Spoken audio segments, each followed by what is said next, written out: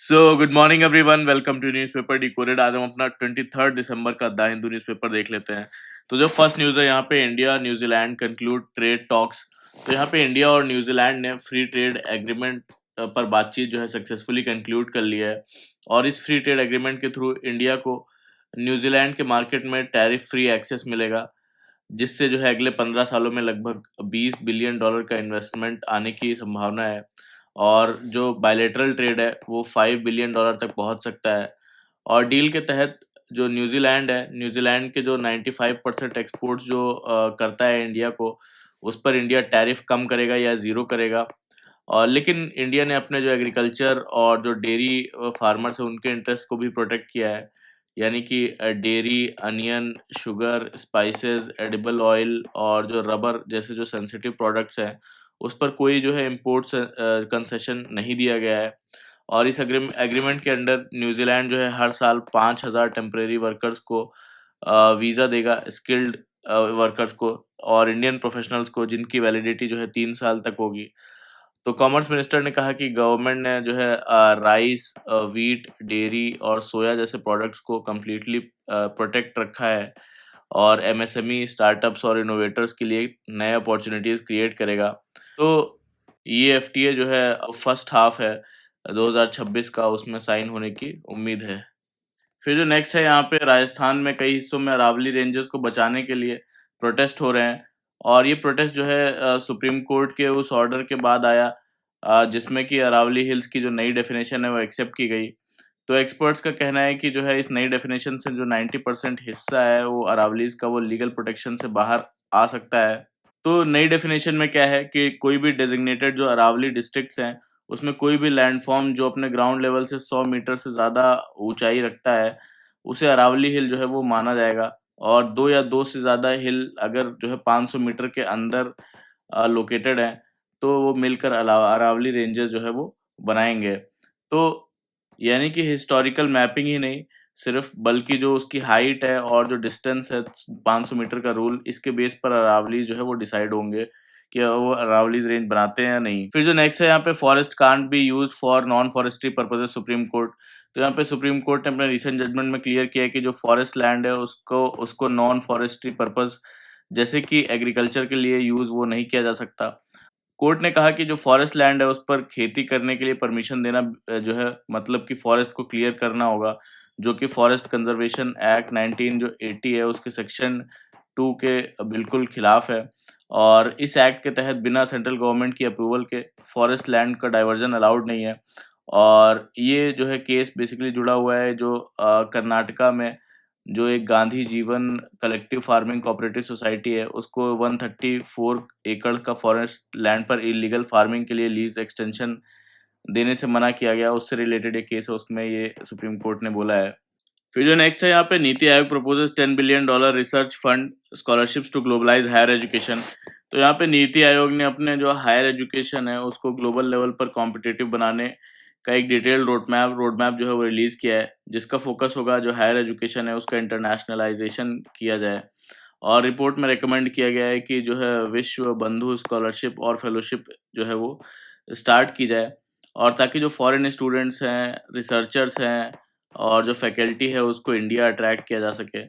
साथ ही रेगुलेशंस को ईज़ करने की बात की गई है, इंडिया में ज़्यादा इंटरनेशनल कैंपसेस अलाउ करने का सजेशन दिया गया है। नीति आयोग ने जो एरास्मस टाइप का एक्सचेंज प्रोग्राम है और अपडेटेड करिकुला की भी बात की है। तो ये एरास्मस टाइप का एक्सचेंज प्रोग्राम क्या है?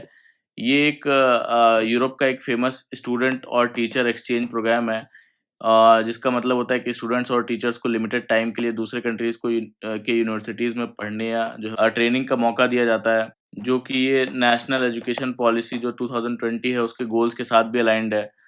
तो रिपोर्ट के मुताबिक अभी सिचुएशन ये है कि 2024 में हर एक जो फॉरेन स्टूडेंट है उसके बदले 828 जो है इंडियन स्टूडेंट्स वो हायर एजुकेशन के लिए बाहर जाते हैं। और इस बैलेंस को सुधारने के लिए नीति आयोग का एस्टिमेट है कि 2047 तक 7.8 लाख जो स्टूडेंट्स हैं पर 11 लाख इंटरनेशनल स्टूडेंट्स होस्ट कर सकता है इंडिया। फिर जो नेक्स्ट है यहाँ पे, बीजेपी गॉट 6,088 करोड़ इन डोनेशंस इन 2024-25, 12 टाइम्स मोर देन कांग्रेस। तो यहाँ पे इलेक्शन कमीशन को जो रिपोर्ट सबमिट की गई है उसके मुताबिक जो बीजेपी को 2024-25 में डोनेशंस जो मिले हैं उसमें 50% का जंप आया है। और जबकि कांग्रेस और जैसी जो ऑपोजिशन पार्टीज़ है उनकी फंडिंग में गिरावट आई है। बीजेपी को लगभग 6088 जो है करोड़ रुपए मिले, जो पिछले साल से जो है 3967 करोड़ रुपए ज़्यादा हैं। और वहीं जो इंडियन नेशनल कांग्रेस है उसको जो है 522 करोड़ जो है मिला, जो पिछले साल से भी कम है। फिर जो नेक्स्ट है यहाँ पे plan to demarcate mining areas in Aravalli is underway.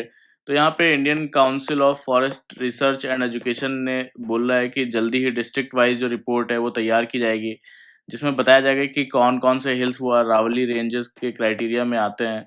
लेकिन सिर्फ माइनिंग रेगुलेशन के लिए होगा ये। और जो एनवायरनमेंट मिनिस्टर हैं उन्होंने क्लियर किया कि कोई भी न्यू जो लाइसेंस है वो इशू नहीं होगा। और जो सोशल मीडिया पर इसमें जो वो जो अफ़वाहें हैं वो गलत हैं। तो सुप्रीम कोर्ट का जो ऑर्डर है उसके मुताबिक जो Indian Council of forestry research है एंड एजुकेशन, वो अरावली रेंजेस के लिए जो है मैनेजमेंट प्लान बनाएगा फॉर सस्टेनेबल माइनिंग। इस प्लान में प्रोहिबिटेड माइनिंग जोन्स, लिमिटेड और highly regulated mining areas, wild life corridors, ecological impact assessment जो है ये सारा क्लियरली डिफाइन होंगे। फिर जो नेक्स्ट है यहाँ पे Anjadip indigenous anti submarine shallow water craft joins the navy. तो यहाँ पे इंडिया को तीसरा अपना इंडिजिनस जो anti submarine shallow water craft है Anjadip, Garden Reach ship builders और इंजीनियर्स ने बनाया है। इसमें 80% इंडिजिनस कंटेंट है। और एडवांस सोनार और जो टॉर्पेडोज के साथ ये जो वॉरशिप है एंटी सबमरीन और जो कोस्टल सिक्योरिटी है उसको मजबूत करेगा और आत्मनिर्भर भारत को स्ट्रॉन्ग जो है बूस्ट करेगा। फिर जो नेक्स्ट न्यूज़ है यहाँ पे PSU signs pact with Safran group to make advance defence system in India.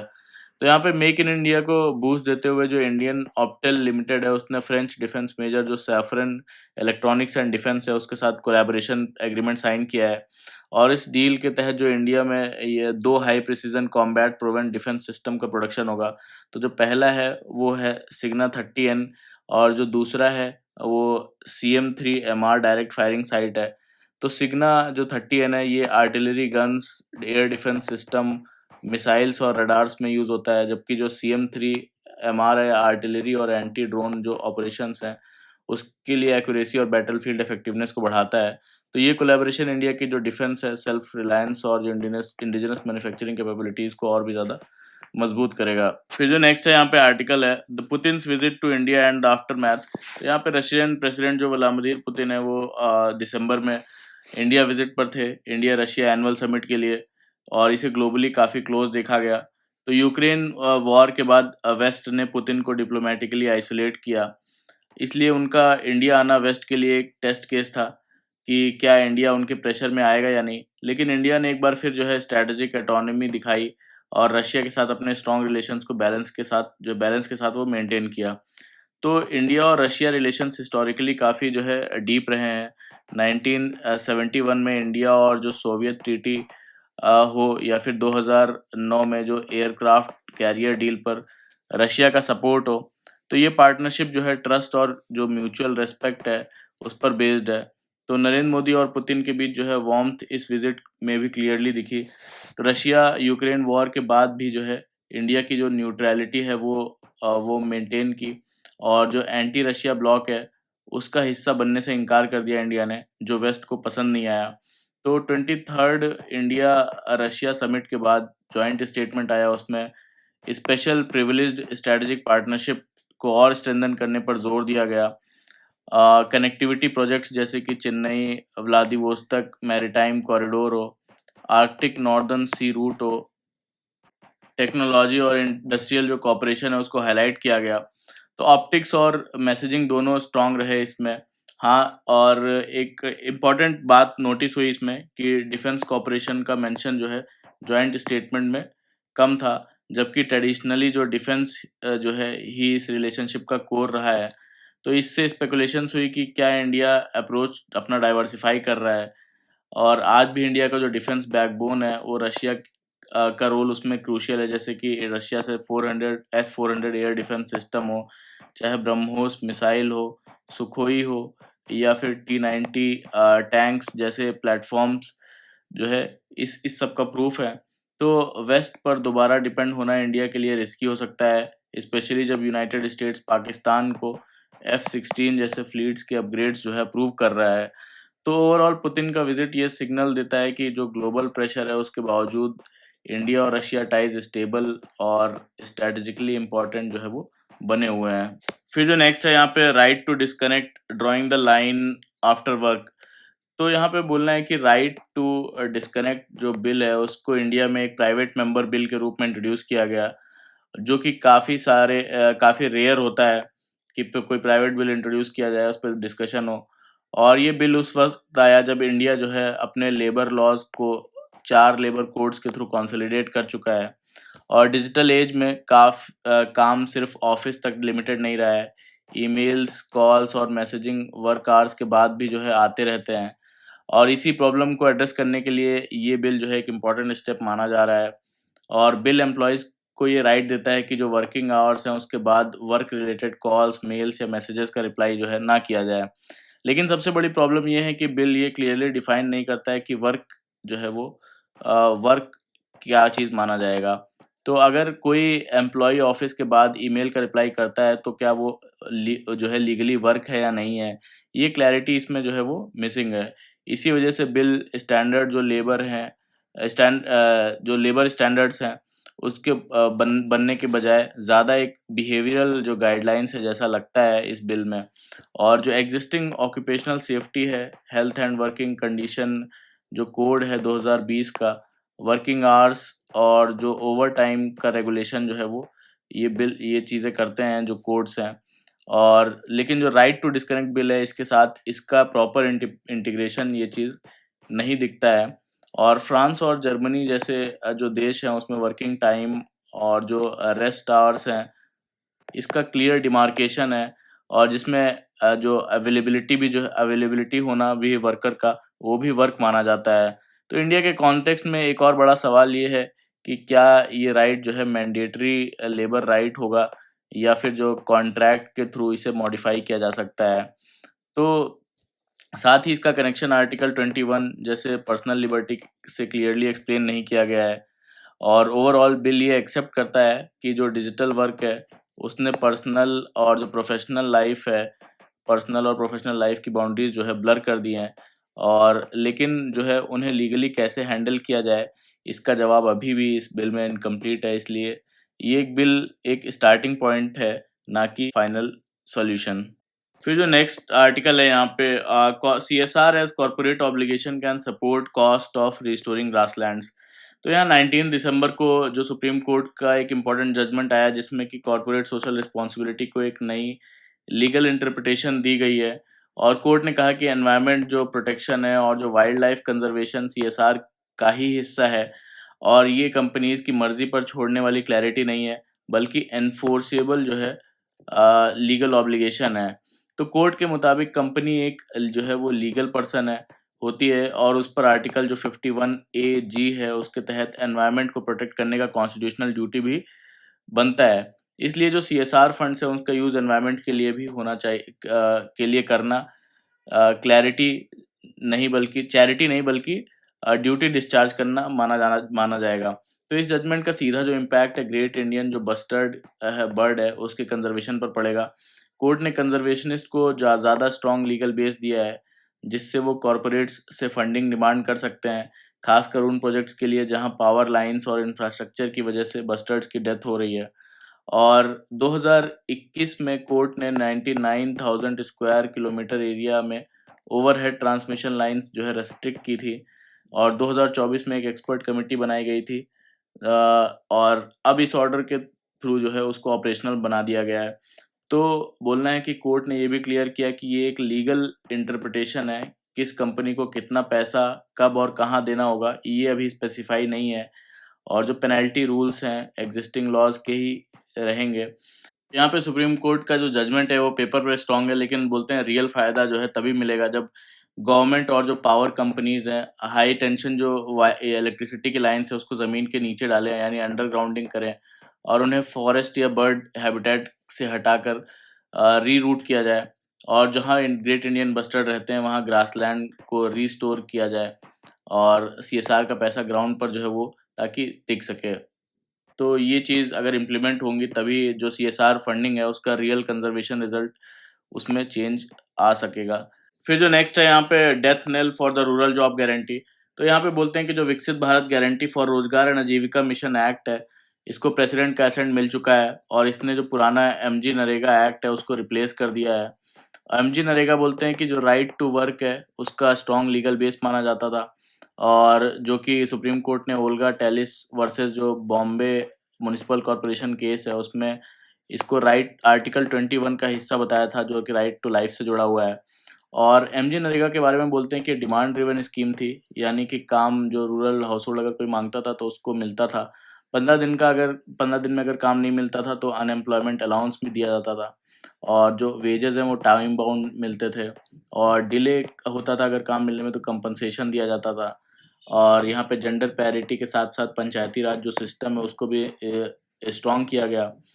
तो यहाँ पे बोलते हैं कि इन सब चीज़ों से जो रूरल इनकम है वो बढ़ी, जेंडर पैरिटी इंक्रीज हुई, और जो स्कूल का एनरोलमेंट है वो इंक्रीज हुआ, और साथ ही जो बोलते हैं कि मनी लेंडर्स पर डिपेंडेंस भी कम हुई, और वुमेन्स का जो पार्टिसिपेशन है 58% पर रही, और कोविड-19 के टाइम पर इसने कई लोगों को जॉब दी और लाइवलीहुड प्रोवाइड किया।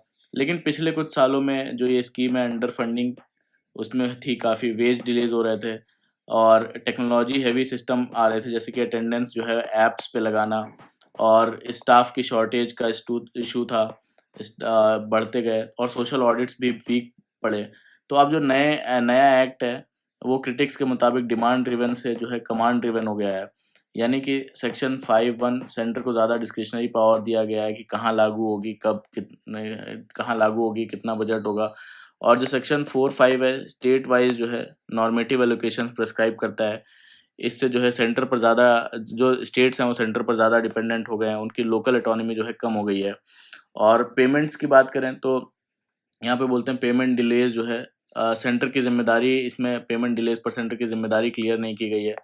और जो फंड शेयरिंग का रेशियो है वो स्टेट्स के लिए 60:40 कर दिया गया है, यानी कि शेयर जो है स्टेट्स का बढ़ा दिया गया है, और कोई भी अगर एक्स्ट्रा खर्चा आएगा तो वो भी बर्डन स्टेट्स को जो है झेलना पड़ेगा।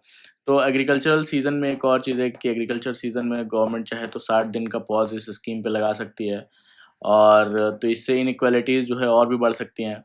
और जो बोलते हैं कि 100 डेज़ से जो है बढ़ा के 125 दिन की काम की गारंटी दी गई है। उस वो जो है बोलते हैं कि वो अट्रैक्टिव लगता है, पर जो करंट फंडिंग में एवरेज बोलते हैं कि 50 दिन ही लोगों को काम मिल पाता है, तो ये बढ़े हुए दिन में काम कैसे मिलेगा? तो ओवरऑल क्रिटिक्स कहते हैं कि जो एमजी नरेगा है ये राइट बेस्ड स्पिरिट को इसमें जो है नए एक्ट में डाइल्यूट किया गया है, और रूरल डिस्ट्रेस इससे और ज़्यादा बढ़ सकता है। तो नेक्स्ट है यहाँ पे on the right to a healthy environment. तो यहाँ पे हर साल बोलते हैं कि दिल्ली एनसीआर जो रीजन है उसमें स्मोग और जो खराब एयर क्वालिटी से जूझता है, जो पब्लिक हेल्थ के लिए बड़ा खतरा बन चुका है। और वर्क फ्रॉम होम हो या फिर स्कूल के हाइब्रिड क्लासेस जैसे स्टेप्स लिमिटेड रिलीफ देते हैं, क्योंकि पॉल्यूशन के जो मेजर सोर्सेज हैं transport industries, fossil fuels, construction, waste और एग्रीकल्चर, तो ये अभी भी एक्टिव रहते हैं। और सबसे ज़्यादा डेंजरस जो पर्टिकुलेट मैटर है खासकर 2.5 पीएम 2.5, और जो डीजल के पर्टिकुलेट मैटर्स हैं जो लंग्स, हार्ट और ब्रेन जैसे सीरियस इम्पैक्ट पर जो है ये सीरियस इम्पैक्ट डालते हैं। और सबसे ज़्यादा इसका इम्पैक्ट जो है बच्चों में होता है, चिल्ड्रंस पर। तो इसी कॉन्टेक्स्ट में commission on for air quality management ने ग्रेडेड रिस्पॉन्स एक्शन प्लान को अमेंड किया है। और अब जो इसका फेज़ 3 और फेज़ 4 है उसमें दिल्ली एनसीआर के स्कूल्स का जो क्लोज़र है वो मैंडेटरी होगा, जबकि जो पहले ये स्टेट गवर्नमेंट के डिस्क्रिप्शन पर था। साथ ही जो फेज़ 3 है उसमें पब्लिक ऑफिसेज़ और जो म्युनिसिपल बॉडीज़ के टाइमिंग जो है स्टैगर करना भी ज़रूरी होगा। और कॉन्स्टिट्यूशनल एंगल से देखें तो सुप्रीम कोर्ट ऑफ इंडिया के टाइम के साथ क्लीन एनवायरनमेंट जो अ, को आर्टिकल 21 राइट टू लाइफ का हिस्सा माना है। और चाहे मेनका गांधी केस हो या फिर एमसी मेहता जजमेंट हो, आर्टिकल 48 ए और जो 51 ए जी है स्टेट और सिटीजन्स दोनों पर एक एनवायरनमेंट प्रोटेक्ट करने की ड्यूटी है, वो डालते हैं। और कोर्ट ने प्रिकॉशनरी प्रिंसिपल और पॉल्यूटर पे प्रिंसिपल और जो पब्लिक ट्रस्ट डॉक्ट्रिन है उस जैसे कॉन्सेप्ट्स डेवलप किए हैं ताकि डेवलपमेंट और इकोलॉजी के बीच एक बैलेंस बनाया जाए। तो रीसेंट रूलिंग्स में क्लाइमेट चेंज के एडवर्स इफेक्ट से जो प्रोटेक्शन है उसको उसको भी आर्टिकल 21 के अंडर इंक्लूड किया गया है। और इसीलिए एक्सपर्ट्स का मानना है कि अब टाइम आ गया है कि जो क्लीन और जो हेल्दी एनवायरनमेंट है उसको कॉन्स्टिट्यूशन में एक्सप्लिसिटली फंडामेंटल राइट के रूप में इंक्लूड किया जाए, ताकि जो स्टेट्स और सिटीजन दोनों को इक्वली अकाउंटेबल इसके लिए बनाया जा सके। फिर जो नेक्स्ट है यहाँ पे, how are we protecting astronauts from deadly space debris. तो यहाँ पे बोल रहे हैं कि जो स्पेस में जो भी घूम रहे जो माइक्रो मेटेरॉइड्स हैं या ऑर्बिटल डेब्रिस है, जो सैटेलाइट्स खरा जिनका टाइम ओवर हो जाता है, या फिर जो मेटेरॉइड्स हैं, वो आज हर स्पेस क्राफ्ट और स्पेस स्टेशन के लिए एक सीरियस थ्रेट बन चुके हैं। रिसेंटली जब अभी क्या हुआ, चाइनीज जो स्पेस क्राफ्ट है शेंजू 20, उसके जब रिटर्न कैप्सूल था उसका, उस पर डेब्रीज लग गया और विंडो उसका क्रैक हो गया, तब इस इशू को ग्लोबल फोकस इस पे बढ़ा। तो माइक्रोमेटोइड्स जो होते हैं वो नेचुरल होते हैं और बहुत छोटे साइज़ के होते हैं, लेकिन बहुत हाई स्पीड से जो है वो ट्रैवल करते हैं। और ऑर्बिटल जो डेब्री ह्यूमन मेड होता है, जैसे कि पुराने सैटेलाइट्स, रॉकेट पार्ट्स और जो एंटी सैटेलाइट टेस्ट, जो इनका लाइफ पुरानी हो जाती है, तो ये सब कचरे में आ जाता है। और ज़्यादा डेब्रिस होने से जो केसलर सिंड्रोम है उसका रिस्क हो सकता है। तो केसलर सिंड्रोम का मतलब है कि जो स्पेस में डेब्रिस है उसका चेन रिएक्शन होना। जब स्पेस में ऑलरेडी जो मौजूद सैटेलाइट्स हैं या स्पेस जंक है आपस में टकराते हैं, तो वो और ज़्यादा छोटे-छोटे टुकड़ों या डेब्रिस में टूट जाते हैं। फिर ये नए टुकड़े और सैटेलाइट्स से टकराते हैं और इसी तरह जो है कोलिजन पर कोलिजन जो है होता रहता है, जिसमें जो चेन कोलिजन्स हैं उससे स्पेस ट्रैवल मुश्किल हो जाता है। और जो लो अर्थ ऑर्बिट है उसमें क्रॉस करोड्स ऑफ काउंट में जो है डेब्रिस मौजूद हैं। इसलिए लिए जो है स्पेस एजेंसीज जैसे कि इसरो हो गई, नासा हो गया, यूरोपियन स्पेस एजेंसी हो गई, सैटेलाइट्स को विपल शील्ड जैसे स्पेशल प्रोटेक्शन से डिज़ाइन करती हैं। और बड़े डेब्रिस को ट्रैक करके सैटेलाइट्स का जो ऑर्बिट है थोड़ा चेंज भी किया जाता है। इंडिया का जो गगनयान मिशन है उसमें भी इंटरनेशनल स्टैंडर्ड्स के मुताबिक जो एमओमोडी प्रोटेक्शन है यूज़ हो रहा है। एमएमओडी प्रोटेक्शन में क्या होता है, स्पेशल शील्ड होते हैं, वेपल शील्ड, जो कि बेसिकली आउटर लेयर जो डेब्रिस का होता है उसको तोड़ देती है और इनर लेयर एनर्जी जो है एब्जॉर्ब कर लेती है इसकी। तो स्पेस स्ट्रॉन्ग जो स्पेसक्राफ्ट डिज़ाइन होता है इसका क्रिटिकल पार्ट्स को एक्स्ट्रा प्रोटेक्शन देता है। और बड़े जो डेब्रिस होते हैं वो दिख जाते हैं, तो सैटेलाइट्स का रूट जो है थोड़ा चेंज कर दिया जाता है। एक्सपर्ट्स का कहना है कि अगर फ्यूचर में स्पेस को स्ट्रॉन्ग रखना है, सेफ रखना है, तो ग्लोबली ज़ीरो जंक प्रैक्टिस को और स्ट्रिक्ट डेब्रिस कंट्रोल होना ज़रूरी है। फिर जो नेक्स्ट है यहाँ पे, new series of retail inflation GDP data from February next year. तो ministry of statistics and programme implementation ने अनाउंस किया है कि इंडिया का जो मैक्रो इकोनॉमिक डेटा है उसके नए सीरीज जो है जल्द रिलीज होंगे, और जिसमें कि बेस ईयर चेंज किया जाएगा। रिटेल इन्फ्लेशन जो सीपीआई है और जो नेशनल अकाउंट्स जैसे कि जीडीपी का नया बेस फरवरी में आएगा, जबकि इंडेक्स ऑफ इंडस्ट्रियल प्रोडक्शन का नया सीरीज मई नेक्स्ट ईयर में रिलीज होगा। और इस प्रोसेस के तहत मिनिस्ट्री ने जो जीडीपी है, सीपीआई है, IIP index of industrial production है, उसके बेस ईयर रिवीजन पर एक प्री रिलीज जो है वर्कशॉप भी कन्वीन की है, ताकि एक्सपर्ट्स के इनपुट्स के साथ जो है डेटा को ज़्यादा एक्यूरेट और अपडेटेड जो है बनाया जा सके। फिर जो नेक्स्ट है यहाँ पे, Ukraine Zelensky says progress quite solid in US led peace talks. तो यहाँ पे यूएस और रशिया पीस डील को लेकर व्लादिमीर ज़ेलेंस्की ने कहा कि जो यूएस के इनिशियल ड्राफ्ट प्रपोजल्स हैं यूक्रेन की काफ़ी डिमांड्स को मीट करते हैं। और ज़ेलेंस्की के मुताबिक जो है लगभग 90% यूक्रेनियन जो डिमांड्स है उसको ड्राफ्ट में शामिल किया गया है, लेकिन जो फाइनल डील में दोनों साइड्स को कॉम्प्रोमाइज़ करने पड़ेंगे। और जो टॉक्स हैं अब रशिया के साथ भी जारी हैं, लेकिन जो बैटल फील्ड है उस पर यूक्रेन की डिफेंस लाइन स्टेबल जो है वो बताई जा रही है।